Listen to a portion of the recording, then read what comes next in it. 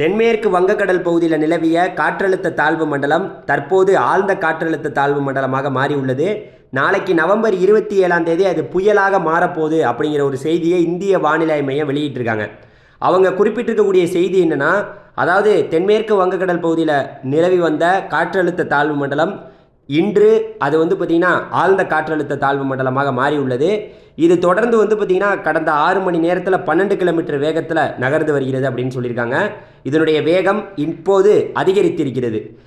இது தொடர்ந்து பார்த்திங்கன்னா தற்போதைய நிலவரப்படி பார்த்திங்கன்னா நம்மளுடைய அதாவது இலங்கையின் திரிகோணமலைக்கு தென்கிழக்கே 310 கிலோமீட்டர் தொலைவிலும், அதே போல் நம்மளுடைய நாகப்பட்டினத்துக்கு தென்கிழக்கே 590 கிலோமீட்டர் தொலைவிலும், அதே போல் நம்மளுடைய புதுச்சேரிக்கு தென்கிழக்கே 710 கிலோமீட்டர் தொலைவிலும், அதே போல் சென்னையிலிருந்து தென்கிழக்கே 800 கிலோமீட்டர் தொலைவிலும் இந்த ஆழ்ந்த காற்றழுத்த தாழ்வு மண்டலமானது நீடித்து வருகிறது. இது பார்த்திங்கன்னா நாளை நவம்பர் 27ஆம் தேதி புயலாக மாறக்கூடும் அப்படிங்கிற ஒரு செய்தியை நம்மளுடைய இந்திய வானிலை மையம் சொல்லியிருக்காங்க. அதே சமயத்தில் இது பார்த்திங்கன்னா தொடர்ந்து தமிழகம் நோக்கி தான் நகர்ந்து வருகிறது. தமிழகம் இலங்கையை நோக்கி தான் நகர்ந்து வருகிறது. அடுத்த 2 தினங்களுக்கு இது தொடர்ந்து தமிழகம் இலங்கை கடற்கரையை நோக்கி தான் நகரக்கூடும்ங்கிற ஒரு செய்தியும் சொல்லியிருக்காங்க. அதனால் முக்கியமான ஒரு செய்தி நம்மளுடைய இந்திய வானிலை மையம் சொல்லிட்டாங்க. இதுவரை நம்மளுடைய தென்மேற்கு வங்கக்கடல் பகுதியில் நிலவிய காற்றழுத்த தாழ்வு மண்டலம் தற்போது ஆழ்ந்த காற்றழுத்த தாழ்வு மண்டலமாக மாறியுள்ளது.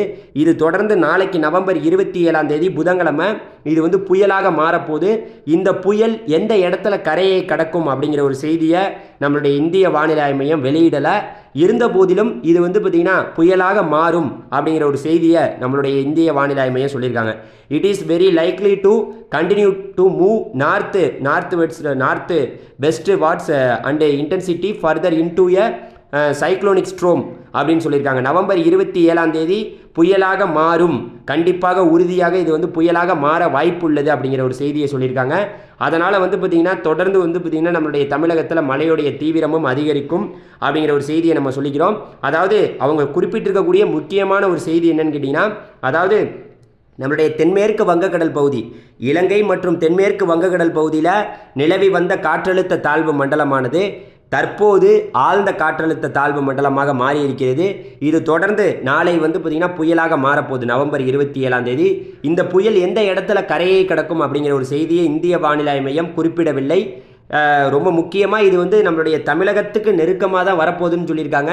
இது கரையை கடக்க போகிற இடத்த ரொம்ப உன்னிப்பாக பார்த்திங்கன்னா நாங்கள் பார்த்துக்கிட்டு இருக்கோம். இந்த சிஸ்டத்தோட தொடர்ந்து இந்த சிஸ்டத்தோடைய நகர்வுகளை உன்னிப்பாக கவனித்து வருகிறோம் அப்படிங்கிற ஒரு செய்தியையும் இந்திய வானிலை மையம் கொடுத்துருக்காங்க.